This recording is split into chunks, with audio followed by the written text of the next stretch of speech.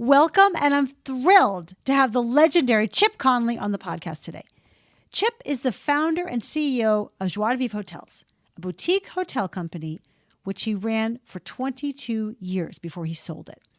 He's also the author of 5 books. The most recent one was Wisdom at Work. And Chip was an executive at Airbnb and what he calls a mentor, an intern and a mentor to Brian Chesky, the founder of Airbnb. A few years ago, Chip had an aha moment and opened up Modern Elder Academy, MEA, a midlife wisdom school. MEA is based in Baja, but they're now opening up a new campus in Santa Fe, New Mexico. We had an incredible conversation.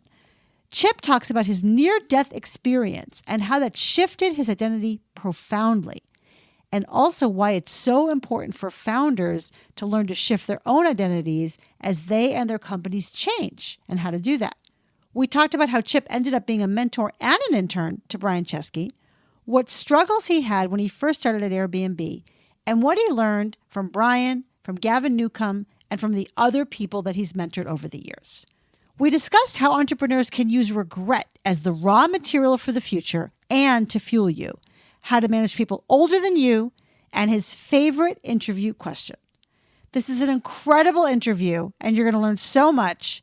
So please enjoy my wonderful conversation with Chip Conley. Chip, welcome to the show. It's so great to have you. Alyssa, I'm honored to be with you. I'm so excited. And, I'm going to give a little bit of an opener here because this is my podcast. It's called From Startup to Grown Up, and it comes from my book, which is called From Startup to Grown Up. And you are part of that Genesis story because I was fortunate enough, we met a couple years ago, and I wrote about you for Forbes, and you mentioned this Modern Elder Academy, and I thought, well, I'm going to go to that, and I brought my boyfriend. So the two of us went in January 2020. That's like this fateful before everything happened. And through that week, I have to really tell you, I got over a lot of my internal identity issues. And I was able that was like the genesis of my ability to write my book. And so I really want to say thank you. And thanks to your process at Modern Elder Academy. I don't consider myself elderly, but nonetheless, I was at Modern Elder Academy. And part of it was we did. It's the Modern Elder Academy, but yes. Exactly. And we're definitely going to talk about it. But this core exercise you do, I'd love you to talk about, which is called the identity cleanse. That really helped me in kind of getting out of my own way to write my book. Chip, could you talk about the identity cleanse and why that's so important? Yeah. So let's start by just talking about what is an identity. An identity is a way of seeing oneself and a way of the world seeing us that could be sort of an archetype. There's an archetype element to it, but it often has something to do with the roles we've had. So, over the course of our life, we pick up identities. I'm a student. I'm a progressive politically. I am a mother, etc. And so there are these identities we pick up. What's interesting around midlife is that we have picked up so many damn identities and not necessarily discarded any, that by the time we get to our 40s or maybe our 50s, and definitely maybe our 60s if we haven't cleansed, we're awash in identities. And many of them are like like a Band-Aid to our skin, and we're scared to pull it off. So part of what we try to help people do at MEA, and let me give you another little story, is that I was a founder and CEO of a boutique hotel company called Joie de Vivre for 24 years. It was my identity at age 26. It was how I basically saw myself in the world, how I prided myself in the world, how I was admired in the world. And then I sold the company, and I was a bit like, oh, well, where did that identity go? And I felt a bit rudderless. So what we try to do at MEA is to help people to see that their identities can evolve over time, and that might be time to cleanse yourself of certain identities. So one of the exercises we do before people actually have arrived is we actually ask people to go to some of their friends and, ask them what are your strengths, what are your weaknesses, and what are the identities that we seem to like inhabit really well, and what are some of the identities that maybe don't suit us very well. Like it's like having a bad suit, or or shoes that are just a size or too small or too big. And that homework people do in advance, then they arrive, and we start to do then within the first 24 hours, a deep dive into like, what are the identities we're ready to let go of? What are the mindsets that aren't serving us anymore? Am I the caretaker? Am I always the caretaker? I'm always caretaking everybody else, but never myself. Or, I am the CEO of this company, and then all of a sudden I'm not. So we help people to understand that, number one, they are more than the collection of their identities. There's more to them than just the identity. Number two is you have choices of what identities you can pick up in the future, especially if you start to actually let go of some of your identities. And number three is, at the end of the day, you're not the only one going through this. There are a lot of other people in the midst of an identity cleanse and maybe a wardrobe change, so to speak, as well. Yeah, I love everything you just said. I mean, I especially love the idea of that, getting that input from others, because they're an input into your identity. You have your own experience on the inside, and then other people kind of show you who you are in their eyes. I know for me, something you didn't sort of hit on is also this identity you hold about like whether or not you have it in you. So for me, it was like, I don't have it in me to write a book. And that's what I had to kind of let go of in that very powerful exercise. But something else you said is so important is that all the founders that I deal with, all the entrepreneurs I've ever coached, they go through their own journey of identity. Having to let go of the early day founder and CEO when you were just 10 people in a room together to take on the CEO of 1,000-person company or 5,000-person company. And then to your point, when you sell the company, or when when some event happens with the company, on the one hand, that's great, but on the other hand, it leaves you without your identity. So I'd love you to talk a little more about how you think that relates to founders and how you personally experience that. Well, let's start with how I experienced it. The good news for me, so when it came to Joie de Vivre, the company I'd started and was CEO for a long time, 22 years into it, I had a flatline experience. I had a bacterial infection, a septic leg, broken ankle, and was put on an antibiotic, and I was allergic to the antibiotic. And so after giving a speech, I went flatline. I went unconscious, and then I actually died, and the paramedics had to bring me back to life. So I had the great fortune of that divine intervention where I could actually see, like, at 47 years old, I might have died. And it helped me to get comfortable with the question of, am I living my life today the way I want to live my life the rest of my life? And I think the answer I came to was like, no, actually, I want to change something. I really don't want to run this company anymore. I knew it, but I didn't think I had any choices. I felt like, I was in a jail cell, that this is the only thing, the confining identity of Chip, the founder and CEO of Joie de Vivre, was that it felt incredibly beautiful for a long time. And then it felt really confining. So I had 2 years to prepare for the fact that I was going to sell the company mentally. Because I didn't tell all of my employees, I'm going to go sell the company now. It was more like, okay, I told a small collection of people. Everybody had to be confidential about it. And I had some time to prepare for it, which was great, because we need that. Because generally speaking, especially if you're in a situation where you're so focused on satisfying your investors' needs, satisfying your employees' needs, you don't have any time to sort of sort through, okay, what's this going to mean for me? And if what are my habits that I do every day associated with this job that I don't need to do anymore? And how lost am I going to feel? So as I moved from my story, which was actually a good story, because by the time it was announced that I was selling, or we were selling the company, I had moved on. I truly had. Now then I had to deal with the issue of like, oh my God, everybody's definition of me was based upon that. And that was hard. But how did you handle that? How did you handle that, Chip? It is hard. Well, I mean, first of all, it's like so many things. As you know, I'm gay, and so if you come out, I came out at age 22 in 1983. At a time, it was like, wow, not exactly a great thing to come out as a Stanford MBA around this topic. It was very taboo. But as is true for that, if you're comfortable in your own skin and you're coming out with whatever, then people actually see this, that I feel energetically whole and seemingly confident about what's going on, and they get a little bit less worried. So when it came to people saying, "Oh my God, you sold a company," and they could see that there was a relief, a tranquility, and also an excitement for what's next. People, yes, some people had a hard time with it, especially those in the company who knew, okay, there's a new owner here, and I had to deal with that, and I had to be very responsible about that. But for people outside of that who sort of said, "Oh man, you were the guy I'd go to get my free suite, every honeymoon, every anniversary for me and my spouse." Like, okay, well, if all I've been is that transaction, then I thought we were friends. Maybe so I did have a conversation once with someone like that because I was like, he was really bummed because I got him free massages. I got him the best corner table at a great restaurant that was, one of our restaurants. It's like, hey, dude, I am not just your concierge in life. I'm a friend of yours, and I had to say to him, if that's what I've meant to you, then that's disappointing, and maybe we need to move on. And he said, you know what, you're right. I don't want to move on. I love you.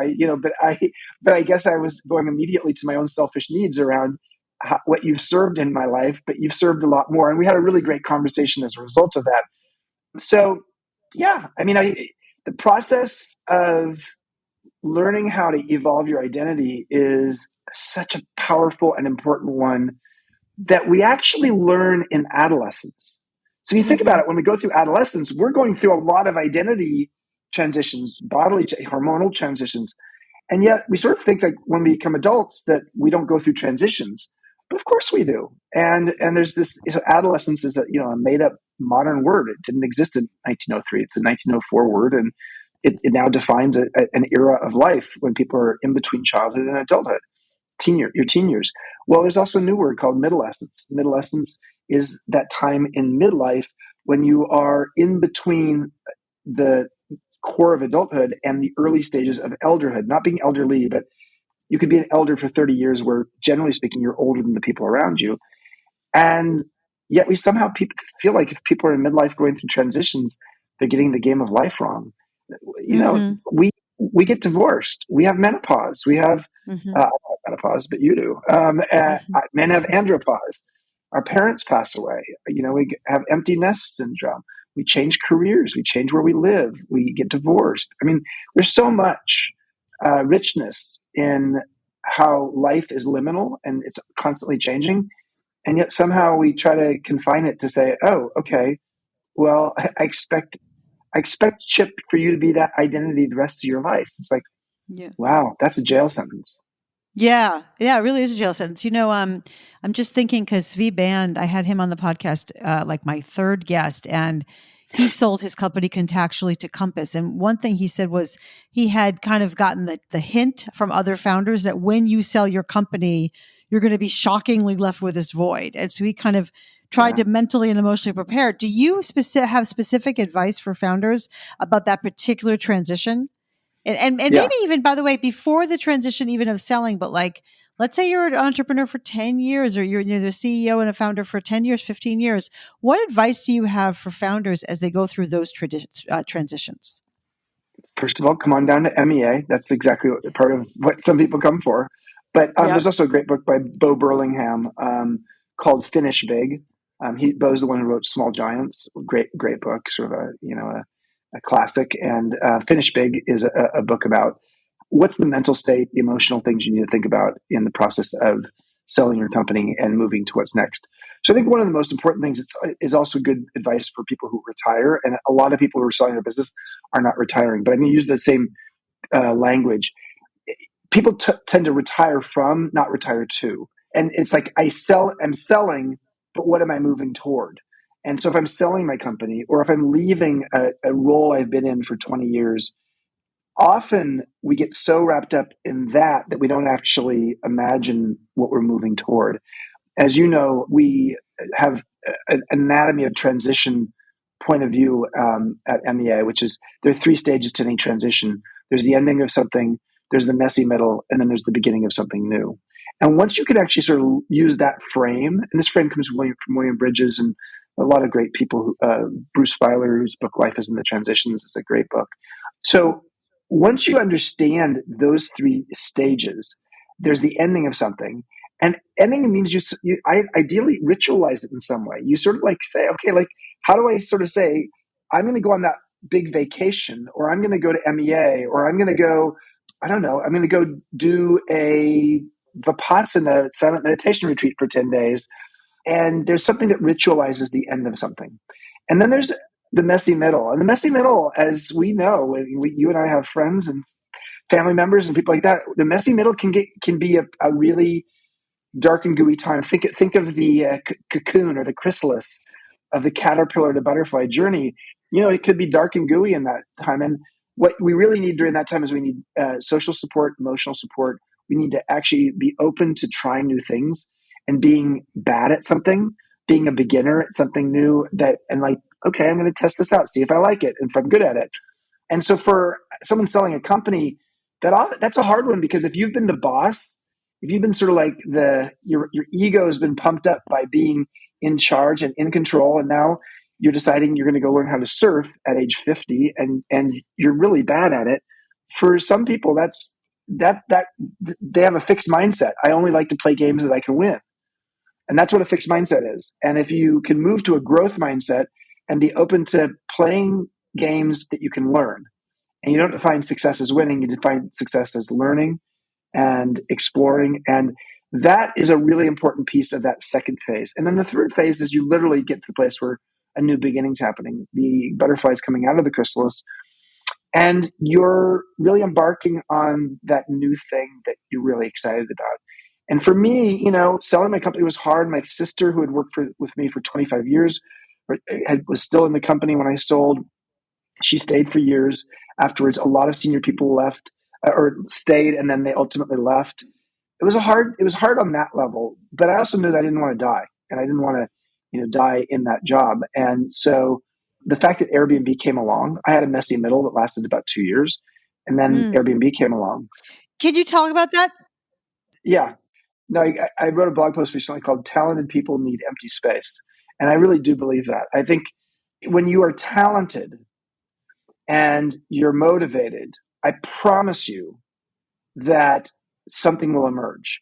It might not emerge on your timeline. It might take a little longer, but something will emerge. And my experience of that was that I sold my company, Joie de Vivre. I still owned a piece of it. I was executive chair for 16 months afterwards, so I was still actively involved on some level. And then I moved on. I sold the rest of my shares. I was no longer chair, and I was like, okay. During that point, I wrote a book. I spent some time on that. That was the thing. That was my new beginning. So my new beginning was, okay, I love writing books. I love giving speeches. At that point, I'd already written 3 books. I wrote my 4th book during that time, and I was fascinated by festivals. I went out and studied festivals, and I created a website called Fest 300 of the 300 best festivals in the world. And I went to 36 festivals in 16 countries in 1 year. So I was active still and passionate, but I really wasn't sure what it was that I was supposed to actually do. How was I supposed to use what I've learned? And it was around that time that I got a call from Brian Chesky, who is the co-founder and CEO of Airbnb. This is 10 years ago, so Airbnb was not a household word. I'd barely heard of them, and I was a hotelier based in the city that Airbnb was based in, San Francisco. And he said, I want you to come in and be my mentor. I want you to help us become a hospitality company, that's global and et cetera, et cetera, et cetera. And then, so at first I was like, okay, I'll do this a little bit on the side. And that was the original intention. And within 3 weeks, I was like, oh my God, this is not an on the side kind of thing. This company's growing very quickly. And there's not a lot of people in the company there's nobody in the company with any hospitality and travel industry background.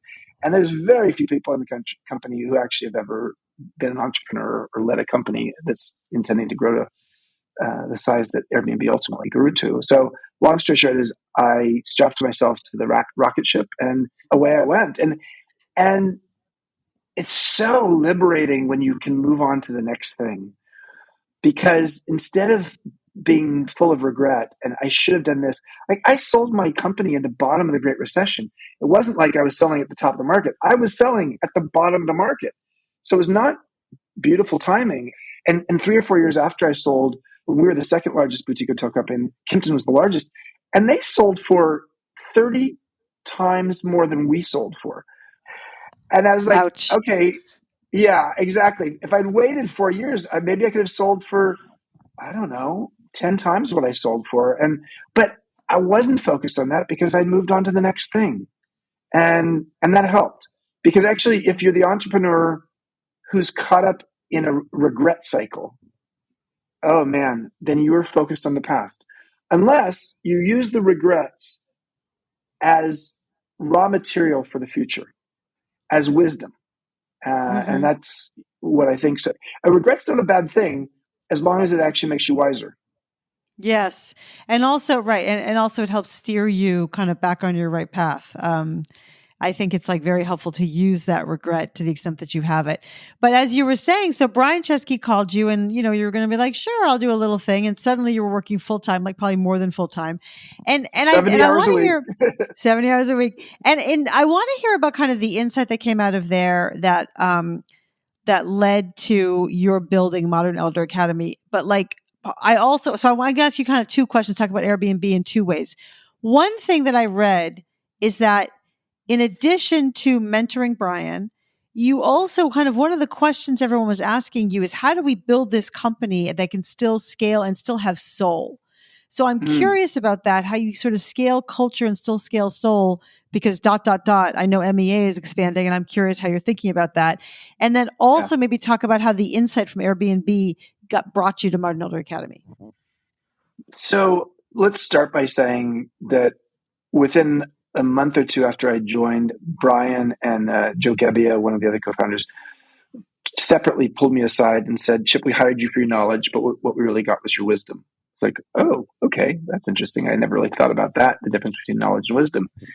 And then they said, Chip, you're our modern elder. And I was like, I don't want to be your modern elder. And then they said, well, a modern elder is someone who's as curious as they are wise. It's like, Wait. oh, okay. Chip, how did they know that? Like, were they reading that in a book? Like, what do you mean? No, but yeah, and they didn't. I mean, I just said it succinctly. It was over the course of a conversation. This came up. It was not. I mean, the modern elder thing came out, but like a modern elder is as curious as they're wise. That succinctly describes what they were saying. They never said one sentence like that, but what they said is, "Here's what we see, and here's the qualities." And I think by the end of the conversation, I was like, "Okay, a modern elder is the perfect alchemy of curiosity and wisdom." And but it wasn't quite as poetic as that, at the start of that conversation. But I think what they really wanted me to see was they knew that I was struggling because in the first couple months I was like, wow, I'm 52 years old. I'm at twice the age of the average employee here. I've never worked in a tech company before.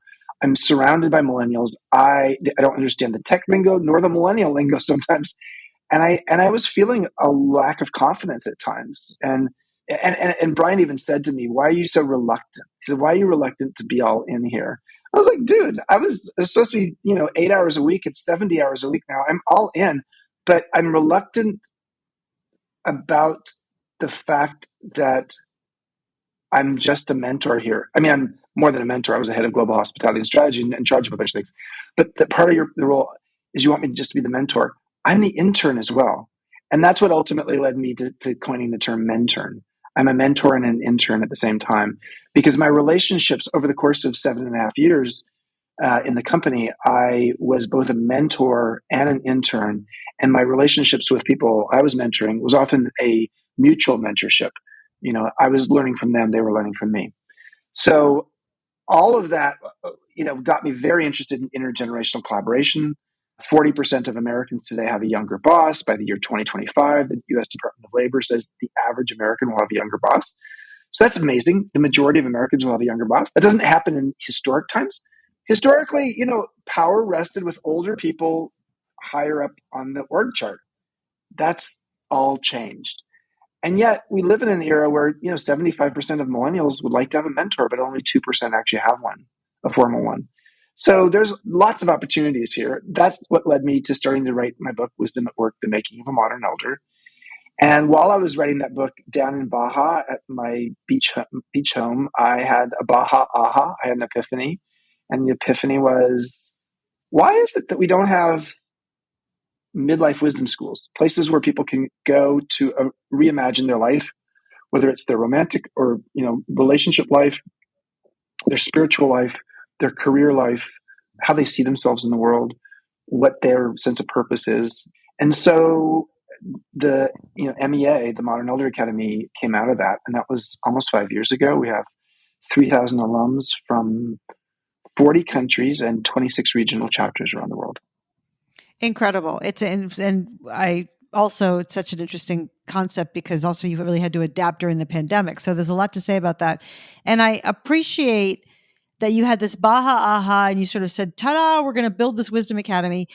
When I encountered MEA and the Wisdom Academy, you said, well, we like being in Baja. It's hard to get to. It's kind of out of the way. And I honestly, and I know you're an entrepreneur, but I didn't have the sense that you're like, and we're going to have campuses all over the place.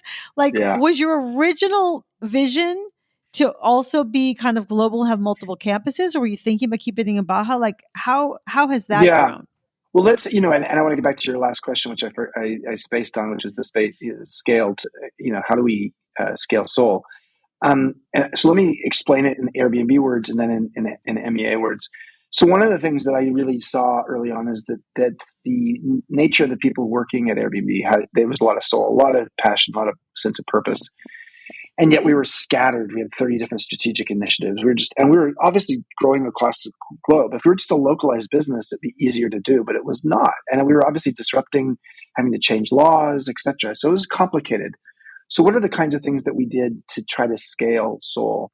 Number one is we created a program whereby any new employees had to go through an interviewing process in which they were not just interviewing with the people they were going to work with in that department, but that we had two core values we had like 40 or 50 people who had been trained in Airbnb core values. They're existing employees who both are trained in it, but also are really great role models for the core values.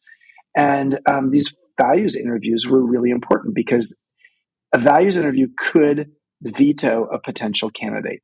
So, you might have an engineer who's coming in and everybody in the engineering department is excited about him, but then he meets the two, core values interviewers and they're like, no, this person doesn't fit the core values. So that was a way that allowed us to make sure that our process of bringing in new people, and we were more than doubling in size of number of employees every year. So your culture changes quickly when you have that many people joining, and especially if they're spread out in 22 offices around the world. So long story short is that was one way we scaled the Soul. Another way we did is we actually created something called One Airbnb, and every year we would bring all of the employees from all over the world to San Francisco headquarters for 4 days of just an immersion. It's like a festival, and it was fascinating. It was very expensive to do, and so we're really investing in both culture and soul by doing that. But it also helped people to feel that deep sense of like, I am connected to this organization. And of course, this is pre-COVID. It was actually a long time ago when all this was happening. It was 2013. 2013 through 17 was like my core time that I was in the company. And then I just moved to the strategic advisor role. So those kinds of things are things that we're trying to do at MEA. And how are we being really thoughtful about the people we bring into the organization? So they're not just a great fit because their skill set fits what we need, but they actually are a cultural fit and a cultural add. Meaning, if you just have a culture fit, then you're basically hiring the same people. Culture add is somebody who comes in and is able to also add some diverse voice to the mix, which is important. Yeah. Also, MEA is growing quickly, yet we have made a conscious choice to say we're going to have 2 regional hubs. And then, in those hubs, we'll have residential regenerative communities. We'll have, in the case of Santa Fe, we'll have 2 campuses, such that we'll have Santa Fe, New Mexico, and then in Baja California, southern Baja. And so instead of having dots on the map, because there's so many people who want us to be in the Catskills or Hudson Valley or Napa or Ojai or Asheville, North Carolina or Austin, Texas, and our conscious choice is to say, you can grow quickly, but if you do it in a singular region or in 2 regions, in our case, then you have a lot more sense of the touch and feel of the place. And I'm not on a plane going to 4 different campuses, but we might have 4 campuses, but they're in 2 regions, and there might be a beach campus and a farm campus, a ranch, and then a town campus. 4 different flavors, but only in two regions. So that's another way Yeah. to scale.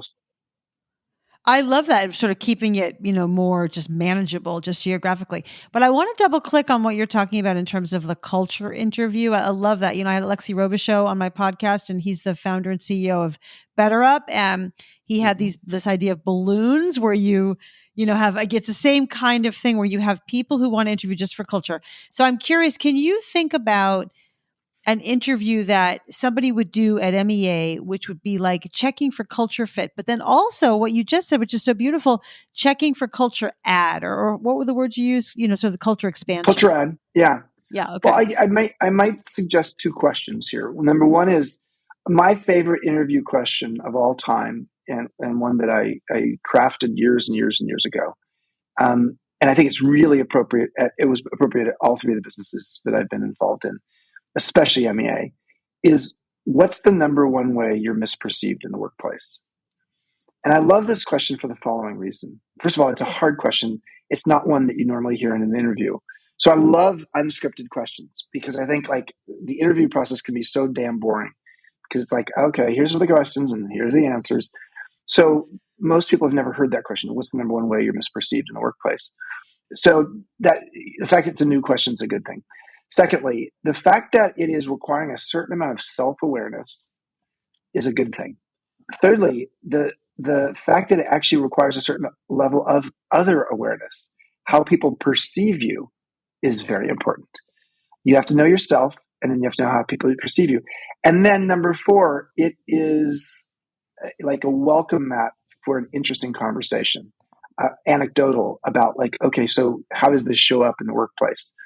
So I love the question because it actually is a question that in the case of the businesses I've been involved in, I really feel very strongly that self-awareness is probably one of the most important ingredients of a great leader.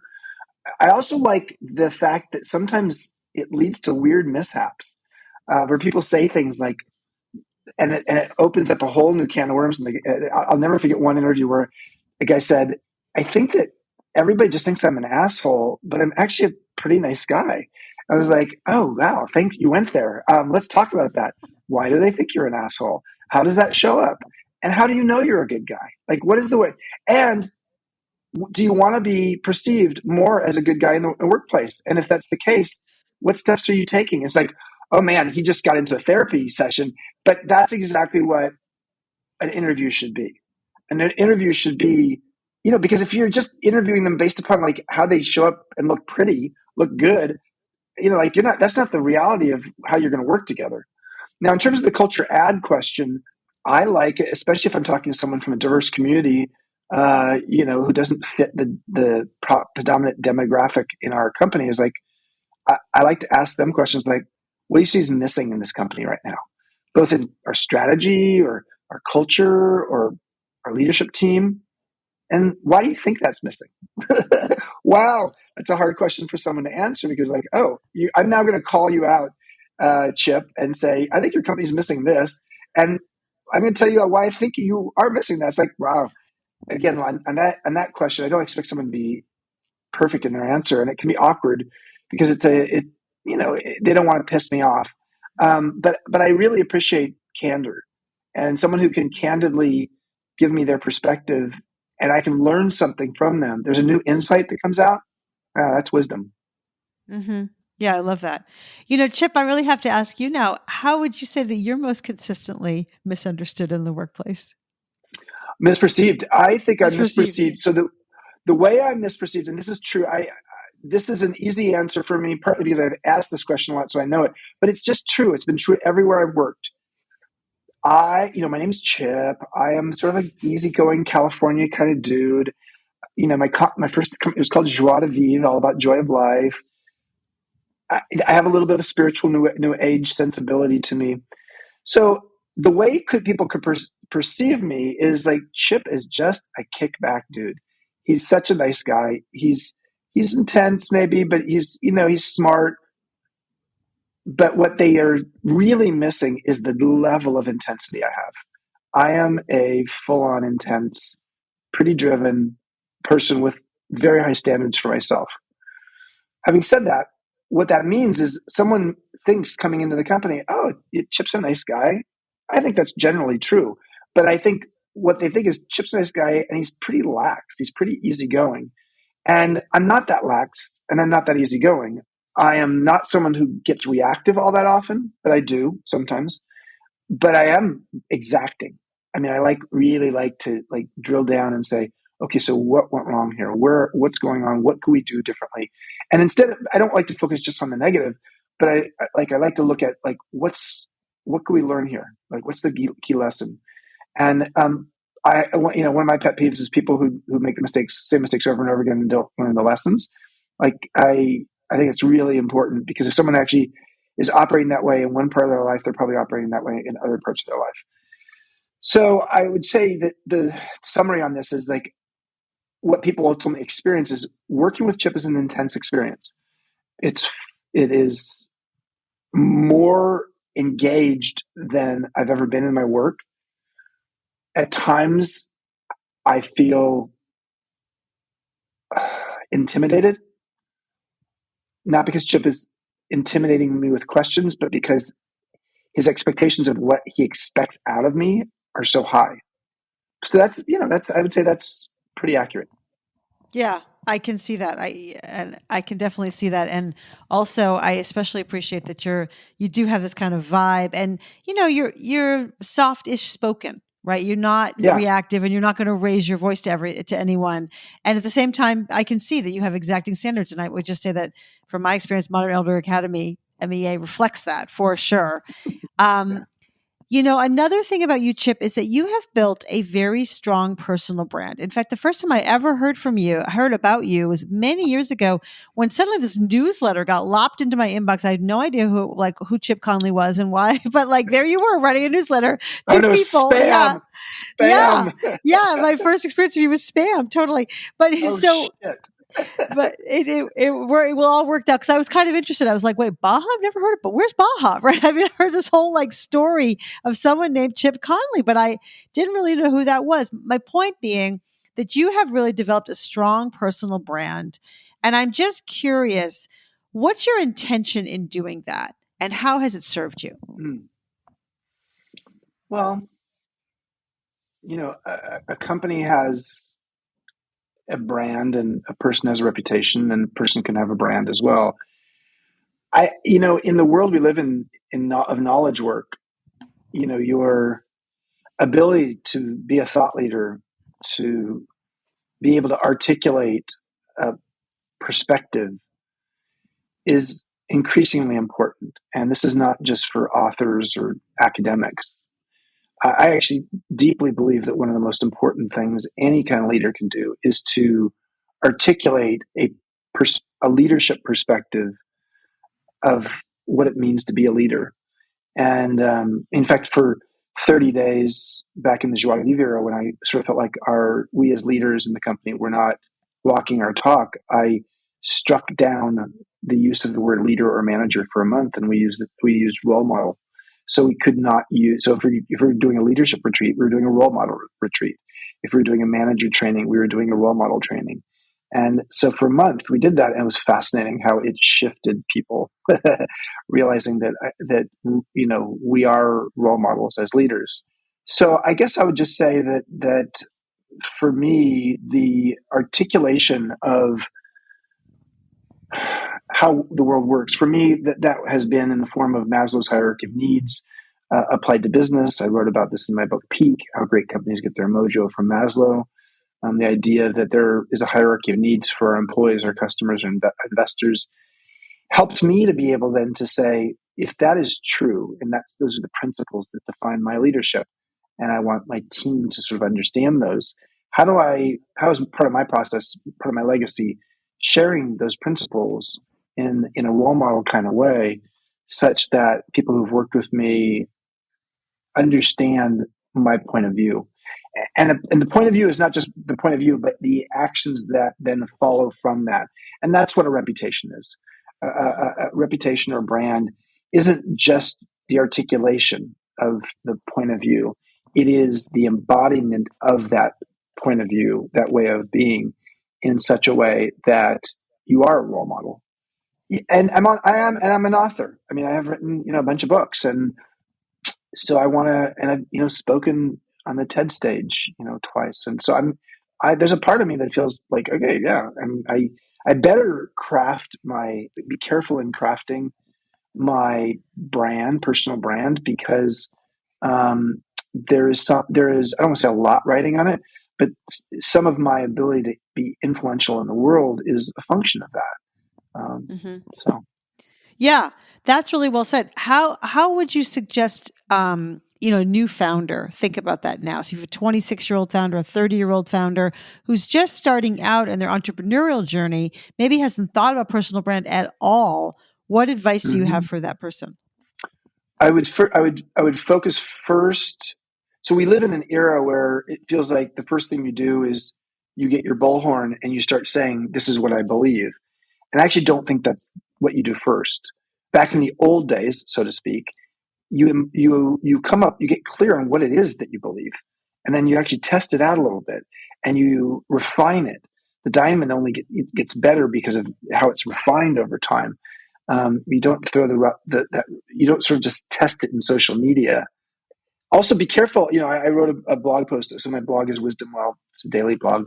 I wrote a Wisdom Well post recently. It says, "Are you a paint by numbers leader?" And the whole premise was no one's going to buy a masterpiece by an artist where it was all paint by numbers. I mean, it might look good or okay, but doesn't feel authentic, and it's still a commodity. And similarly, leaders who lead by slogans, other people's slogans, you can't be an open door leader with a closed door mind. And so just because you have a slogan doesn't necessarily mean your behaviors are embodying that slogan. And it doesn't necessarily mean that slogan, which is a cliche, is really the best definition of how you show up as a leader. So I would start, if I was a young leader, I would start, instead of getting all worked up about who's doing your social media and all that, I would really refine that point of view.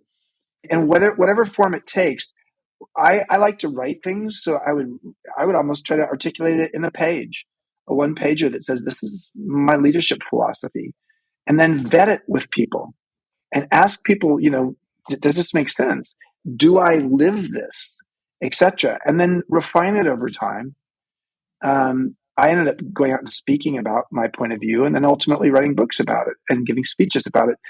But you don't have to go that far. But start with the raw material. Because if you start with trying to package something that is not nearly ready for prime time, you actually over time could do damage to your brand or reputation, because you're not talking about something authentically that you're living. Yeah, I love that. I think that's great advice. By the way, everyone should sign up for Chip's Wisdom Well. It's a daily blog. I look forward to it every day. And I read that one, and it was in the context of you working with one of your entrepreneurs whom you mentor. A mentee. Yeah. Yeah, a mentee. And I'd love to know, just sort of broadly speaking, I know that you now mentor other entrepreneurs. I'm curious, what are the kinds of things you find yourself teaching them, so-called, the most? And what are you learning from that experience of mentorship now?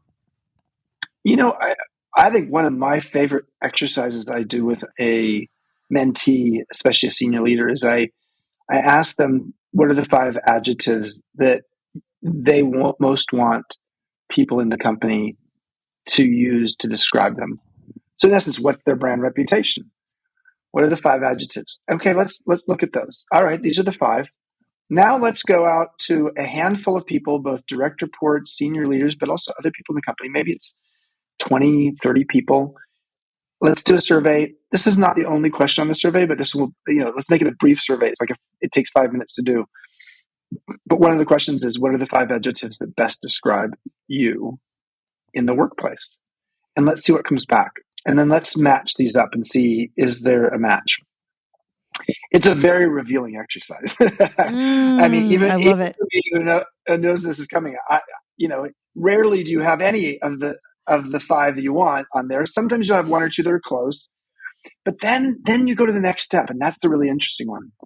The next step is, okay, Chip, you want to be an encouraging leader. You want one of the 5 adjectives to be that you're an encouraging leader. You encourage courage, because even within the word encourage is the idea of courage, which the heart that comes from the word heart in French. So, what are the habits that I'm going to start putting into my life that would actually make me an encouraging leader?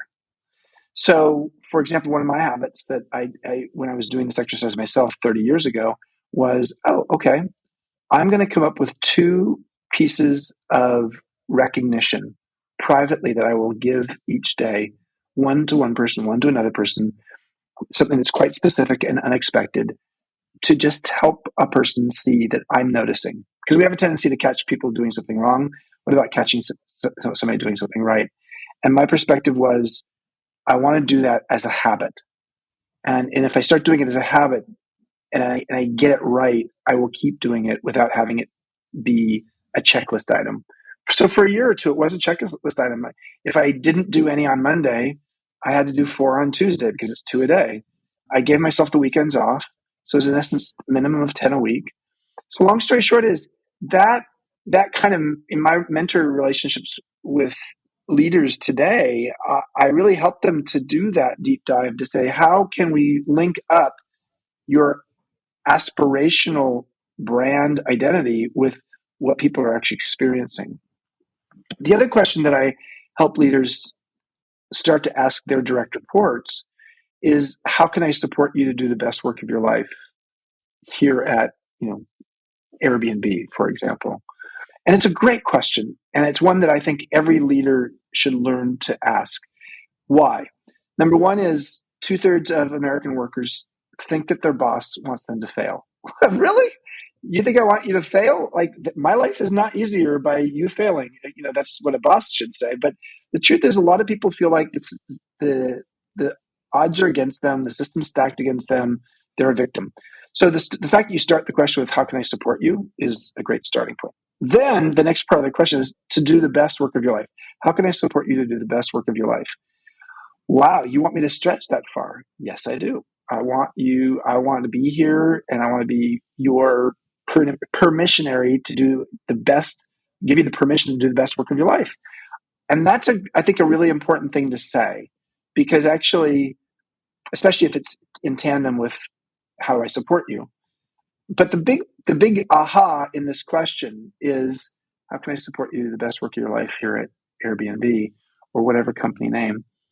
Is you have now, as the leader, as the boss, given agency to your employee, to your direct report, to actually come up with a list. And for a lot of employees, a lot of direct reports, this is unfamiliar territory, because what's familiar is like, oh, this company sucks, my boss doesn't care, blah, blah, blah, blah. And so now I have in my lap the responsibility of a week from now coming back to my boss and saying, what do I need? What kind of support do I need to do the best work of my life here? And it leads to what can be a really fruitful conversation. It also sometimes leads to like, okay, this isn't going to work out because you couldn't come up with your list, or you came up with a list of 22 things, and there's only one thing on this list that is even remotely possible that we could do. Now, sometimes people come up with things on the list like, oh my God, there's some great things in this list. They're sort of against HR policy, but let's actually go and talk to HR about some of these things, because there's some good stuff here. Or someone comes up with, as one person did with me, is like, they came up with a list, and the first thing on their list was, I want to actually take a 1-year sabbatical a month from now. It's like, okay, I hear you. Okay, how can I support you? That's really like, you want a 1-year sabbatical. What if we weren't able to do that now? What if we could actually work toward that? So a year from now, we actually could try to do that. And maybe it's not a year, maybe it's 6 months. But, so there's sometimes the opportunity to have the conversation. And if it's someone who I really believe in and I really like, and I want to be supportive, like, okay, this is in your head. You thought, as the direct report, the only way I can get a sabbatical is if I quit. And so you were in your head thinking, a month from now, I may quit because I actually need a sabbatical. And what I'm saying to you is, no, let's look at how we can work toward that, et cetera, et cetera, et cetera. So it's important to have these meaningful conversations with our bosses, because most of the relationship and communication we have between boss and employee is transactional. Mm-hmm. And Mm-hmm. what we could use is a little bit more transformational leadership. I love it. When you just summed it up by saying it's important that we have these meaningful conversations. No question. Real talk, real talk, real talk. Because everything you just said is about real talk and about having the Mm-hmm. real conversation underlying the sort of transactional or superficial. And to your point, it takes away the ability to just complain. You suddenly have to take responsibility for your life as direct report in the workplace. I think it's so powerful. Chip, what have you learned from your mentees? Wow. I mean, so many. I mean, with Brian, I'll just start with Brian. Brian was my mentee, and we mentored each other, and we had what I called an EQ for DQ trade alliance. I offered him emotional intelligence in the form of leadership, understanding oneself, etc. He offered me DQ, EQ and DQ, DQ being digital intelligence. And he offered me understanding not only how to operate my iPhone more holistically, but how to develop a website with great UX and UI, how to actually deal with Silicon Valley investors or venture capitalists. Because as a hotelier, I never had venture capital money, because venture capital money wants a return way too quickly for the hotel industry. So I learned that from him. So that's one example. I've had Gavin Newsom, who's now the governor of California. Before he was even the mayor of San Francisco, I was his mentor. He was a budding hospitality entrepreneur. I'm still his mentor now as the governor of California. That's interesting. What have you learned? What have you learned from him? Yeah, what I've learned from Gavin along the way is, I would say, how in certain instances you have to be willing to take a stand and do so in a very public way. He did that with gay marriage in 2003, 2004, actually 2004. It was actually Valentine's Day. He was really newly the mayor of San Francisco. He had just been elected. And he announced gay marriage was legal in San Francisco. Now, I mean, it was fraught with all kinds of other things, and it was way, way, way early. But he was by far the earliest politician to endorse and take steps towards gay marriage. And more recently, and I don't want to get too political, but more recently, he's been taking some very active steps, very aggressive, and what some people will sometimes see as ambitious, because and to be fair, he's a politician, and yeah, he is somebody who's looking out for himself. But don't we need more leaders who are staking out a stand on something and willing to stake their political reputation on it? Yeah, I think we need more of that, because we have got way too many people who are, just not doing that. Mm-hmm.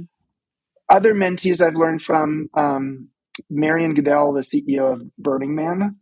I was on the board of Burning Man a long time. I learned from her that loyalty, you just how important loyalty is. I mean, I think at times I've been willing to accept things that a lot of leaders might not, because I was like, oh, I'm going to give them the benefit of the doubt. She doesn't give a lot of benefit of the doubt. She really asks, more importantly, I want to assume best intentions in the person. And that's what she does. But when she gets a hint that the person doesn't have best intentions, she cuts bait quickly.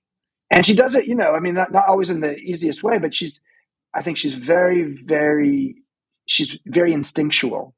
The truth is, if you're a leader and someone who works with you you've lost their faith, or you've lost faith in them, maybe you want to actually have them stick around. But the truth is, why have them stick around if you've lost faith in them? It just actually makes it ugly. It makes for what could be a very ugly situation. So she's one of those people who's really able to pull the Band-Aid off pretty quickly. That's amazing. I think it's so helpful to your point about multi-generational relationships where it's clear. And I think it's so important to acknowledge the mentoring goes back and forth and the learning goes back Yes. and forth. I think it's so important. On the topic of age, a lot of the founders I work with, they just like you said earlier, the notion of most people having bosses who are younger than them. Well, the founders I work with, they often have direct reports, executives who are not just older than them, but are seasoned executives. When you get to a certain stage in a startup, you're hiring seasoned executives. They're 20 years older than you. And they say to me all the time, it's sort of a question, how do I manage people who are so much older than me? But it's more, they acknowledge like, I'm uncomfortable managing, Max, because I don't really know what to say to Max because he's 20 years older than I am, so much more experienced, super smooth. And also I've never done marketing before or whatever it is. What advice do you have for founders who are in those shoes? Yeah, I'll give advice on both sides because I think also Max needs to know how to operate in an environment where your boss may be younger than you. For the young founder or the young leader with older reports, I mean, on both sides, it's about respect. So let's start with that. How do we show respect? But not respect just for the sake of making things look good, but like really truly understanding that this person has some wisdom in them. So for the younger CEO, one of the things I would say is if you have an older leader, older employee who seems to have some institutional wisdom, but is having a hard time getting it out, make sure. One of the things I said once to someone who was a lot older than me, hey, don't mistake your war stories with wisdom. And what I meant by that was, I love sometimes that. older people like, oh, this is the way the world works, or let me tell you about this story or that story. And I don't have time for that. Distilled down. Wisdom is distilled, it's metabolized experience that leads to distilled compassion. And so, like, how do you help an older person distill down their knowledge? Like, if I went to Airbnb and I was just spouting out, oh, well, it takes, an average maid in an 8-hour shift can clean 16 rooms. It's like, I don't, that's hospitality knowledge, but that was not worth anything at the Airbnb hospitality company. So understanding how do you take your knowledge and make it relevant in a new context. So I would say, so sometimes you actually have to help that person, that older person, articulate like a question. I would say to an older worker is like, hey, a week from now, I would love to have you come back and tell me what are the 5 pieces of institutional wisdom or advice you would give to a new leader in this company. And they can be specific to you, they can be specific to the company, but something that actually is like has your fingerprints all over it.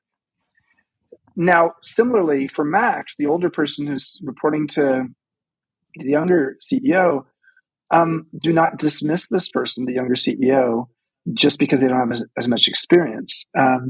They may have an openness to new ideas and a way of seeing the world that is really wholly different than you, especially if, as in Brian's case, Brian was a disruptor of the hospitality business, and I am a dinosaur in the hospitality business. I may not be able to see it the way Brian does. So think of yourself as Margaret Mead amongst the millennials. Be culturally curious. Be culturally curious. Be intellectually curious. Ask questions. Most importantly, ask questions. Use appreciative inquiry, which is a method of asking questions that will allow you to understand a little bit more what this young person is talking about. I love it. That is so wise. I think that's so helpful, in actually every aspect. Everyone could take that wisdom, to be honest with you, right? Mm-hmm. Not just older people or Mm-hmm. younger people.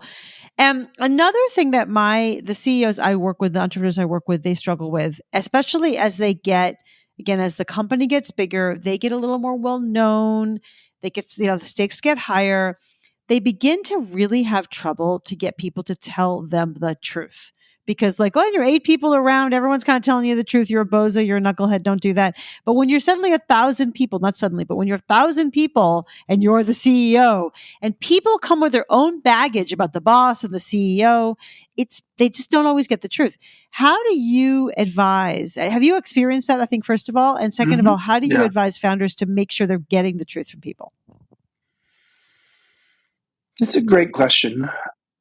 I think there's a few different ways to do it. And so I don't think there's a singular way to do it. So let me start by saying that. I don't have a prescription that I think is generic across all people. Let me start by saying that there's two extremes. I don't think either of them work all that well. There's the extreme of, let's do a town hall meeting and let anybody ask questions. Well, in certain cultures, that isn't going to get you much because people are going to be really cautious. Or in some cultures, it's going to be the opposite. Just like the only people who come up to the microphone are the people who are just pissed off about something. So I really think the performative nature of doing it in a town hall kind of format, it doesn't work so well. Similarly, I think anonymous surveys that are just, anonymous surveys, or even like social media is the ultimate form of anonymous survey almost. I don't think that's the best either, because it's people ragging on things. So what are some other alternatives? Well, I'll tell you something that we did at Joie de Vivre that I think worked really well, and I learned it from Southwest Airlines. So Herb Kelleher, for 37 years, the CEO of Southwest, was a mentor of mine, like a mentor, pen pal of mine, and I learned this from him. So we created cultural ambassadors. And these were people in the organization. In our case, we have hotels, restaurants, and spas. So you had a cultural ambassador for each of our businesses. And they come together, and once a month, they have a conversation about how their particular property is enhancing its culture, how they're building a culture of recognition, and how the cultural ambassadors and the line level staff are in charge of philanthropy for the company. So those were the three key things they did. But the other thing that they would do, we used that cultural ambassadors for on occasion, was if we really wanted some truth telling. So in essence, what it would be is we would say to the cultural ambassadors, we would love some feedback about the leadership team. Now you can do surveys on this stuff, and sometimes the surveys can be helpful, but generally, let's have a cultural ambassador conversation around the leadership team or the strategy of the business. What are some questions the mainstream employees want to hear, and what's some feedback that we need to hear? So by actually having it filtered through the cultural ambassadors, who were line level employees but trained in what it meant to be a cultural ambassador, I think we were able to have a conversation with our senior leadership team and our cultural ambassadors in such a way that we could actually come up with some good solutions. So that's more of a leadership one. On a personal level, I love sitting down with one-on-one with my leaders, and I don't spring it on them. I just ask them, come back to me a week from now when we next meet. What can I do to be a better leader? It's that simple. I want you to tell me something that it might be hard for me to hear, and I want to be able to listen. So you will have 5 to 10 minutes to talk, and I'm not going to interrupt you during that 5 to 10 minutes. I'll take notes, and then I want to really explore it and look at how you can help me be better. How can you support me to be a better leader here at MEA or at Airbnb? So it sort of puts that original question of how can I support you to do your best work in your life? How can you support me to be the best kind of leader here at in this company, is not a bad question to ask your direct reports. That is a great question. I love that. And also listening to what they have to say and not interrupting. It is so powerful. Yeah. Have you asked that of your folks at MEA, and have you adjusted your style over the past, 5 years as you run MEA? I've only done it once. And I did it with, I need to do it again, because the last time I did it was about a year ago, and we've had a lot of new hires since then. Yeah, and it was during our summer break, and I had some time, and I really wanted to develop some leadership ethos at MEA that might have been different than what I had been doing at Airbnb. And I would say the number one piece of feedback that I got that was deeply appreciated was, well, there are two. One that I've gotten for a long time, which is help us create boundaries. How about, we are a boundaryless organization and you're a boundaryless leader. You will do emails. We're doing this conversation right now on a Saturday. So, I mean, like, it's, how do we create an organization that has boundaries? And so that led to a really, really interesting thing. Actually, I want to talk about that one for a second. So that led us to doing something that's really interesting. We created a set of boundaries. What we did is in January, we gave everybody who's a senior leader, 15 or 16 people, the ability to talk with their boss about what boundaries they'd like to adhere to in 2022. The conversation went on as long as the boss was like, yeah, those boundaries sound good. You want to take your Sundays off and have an out office message? Totally fine. You want to not have, you're on the East Coast, you don't want to do any, meetings after 3 o'clock? Fine. So having that conversation and then having all of us come together and talk about what our boundaries were, and then having our administrative team compile it into a Google Doc such that it influences when we're going to do leadership retreats, when we're going to have meetings, etc., standing meetings, and then actually rewarding everybody 5% at year end based on their self-determined perspective on whether they actually met their boundaries. And we would do a quarterly leadership conversation about, are people green, yellow, or red relative to their boundaries? Wow. It has phenomenally changed how we're operating. So I would say that's one piece of feedback that was really, I was able to take and run with. I think the other one was when I am stretched for time and someone comes to me, like if I am at my absolute worst as a leader when I have a short meeting, someone has not prepped me properly to know that there's an important thing they wanted to talk about, and they bring it up 5 to 10 minutes before the end of the meeting. It's like, I hate that. I don't know why I hate it so much, but I just, because I feel like there's a necessity to actually somehow resolve it in the 5 to 10 minutes. And like, if this is that important, why didn't you tell me in advance? If this is that important, why didn't we just dedicate the whole meeting to this? The feedback I got was, I need to, when that happens, I need to just say, oh, that's a great idea. Let's find the time to talk about this later. It's that simple. And I've tried to adhere to that since then. But it was a great piece of feedback that, this particular person had seen on multiple occasions, that Yeah. I had sort of lost my temper. Again, relatively speaking, for me to lose my temper is not like what it is for other people sometimes. But I would just get pissed that this person was bringing it up at that point, and I felt obligated to try to resolve it in 5 to 10 minutes. I don't have to Yeah. resolve it in 5 to 10 minutes. If it's an urgent thing that needs to be resolved, and then we'll figure that out. But usually, it doesn't have to be resolved immediately. Right. But it makes you feel pressure and then you get irritable. And it's Yeah. helpful just to see that about yourself. Yeah. Thanks, Chip, for sharing that so honestly. Just a few more questions. What do you wish you had known earlier on your journey? Well, I wish that I had realized in my 20s that my sense of self-worth is not defined by the success of my company. It's a hard one in my 60s to still say that, but it is easier to say it now than it was back then.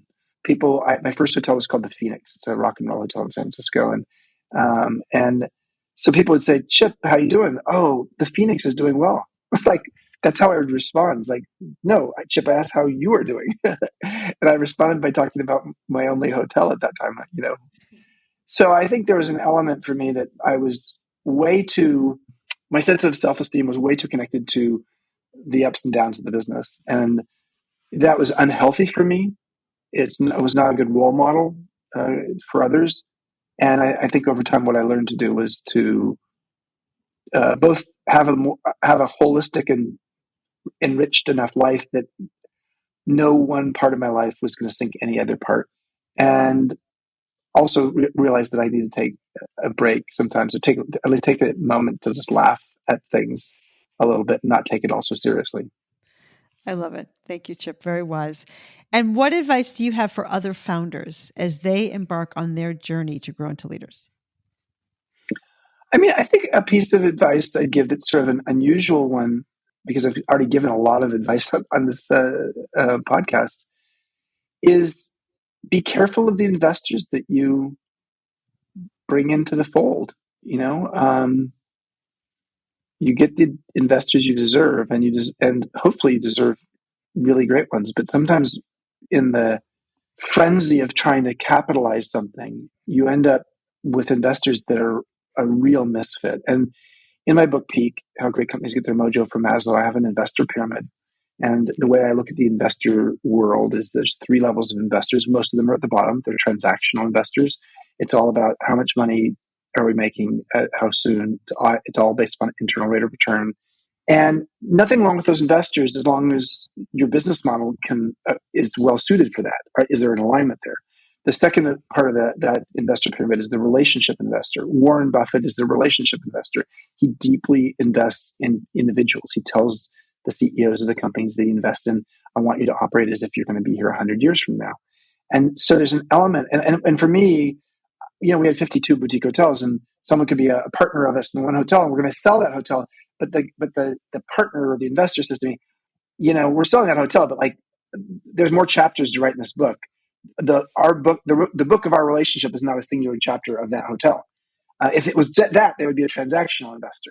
And then the third level is a legacy investor or a mission aligned investor. And those people are great because they sort of like, okay, it's not about the short term, it's about the long term. They're as passionate as you are about the purpose, and they have a pride of ownership. The risk in them sometimes is that they package themselves as a legacy investor, but at the end of the day, when things go bad, they become a transactional investor pretty quickly. And that's okay. I think a great legacy investor better be looking at the bottom line. And the reason a hierarchy of needs is interesting is because you have to have the foundational needs right in order to address those higher needs. But I would just say, I have learned the hard way that sometimes I've had a legacy project that required a long perspective in terms of because we were disrupting something, it wasn't going to happen overnight. And then I had a hedge fund as the investor. That didn't make sense because hedge funds were really short-term minded in terms of how they wanted to make their money typically. And so long story short is I think it's an important thing because if you don't get that piece right, the customer and the employee relationship will suffer. Not just because of dissension and, problems, but, for an investor's transactionally minded, the thing that's most important to them is let's keep our labor costs low. So pay less, and let's keep our operating costs low, and let's jack up our prices. So the relationship you're going to have with your employees and customers in that kind of environment can be pretty toxic, but the net income can look really good. Mm-hmm. Mm-hmm. Very wise, and I think very practical. So thank you very much. And Chip, I want to thank you for being on this podcast with me. I want to thank you very much for your friendship over the years and for your mentorship of me over the years and how much I've grown in the context of being part of your beautiful community, Modern Elder Academy. And I really want to encourage everyone listening to check out MEA.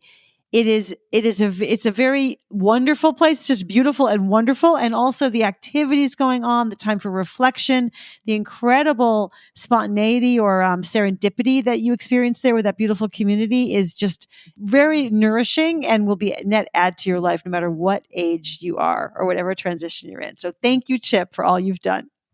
Well, thank you. We actually sometimes have private groups that come down and go through the program together. We've been doing that with YPO and with Inc. magazine and et cetera. And so it's encouraging to know that we have that. We also have MEA online. You can check it out at modernelderacademy.com, and you can just look at the program section, and you can see the workshops there, sabbatical sessions this summer, as well as our different online courses. Amazing. Thank you, Chip, so much. I really appreciate it. Yes, Alyssa, I love you. Love you. Thanks for listening to From Startup to Grown Up. If you like what you heard, give it a review on Apple Podcasts so other people can find it. And if you know of a founder or someone else who is meant to be on this podcast, drop me a line through my website, alyssacone.com.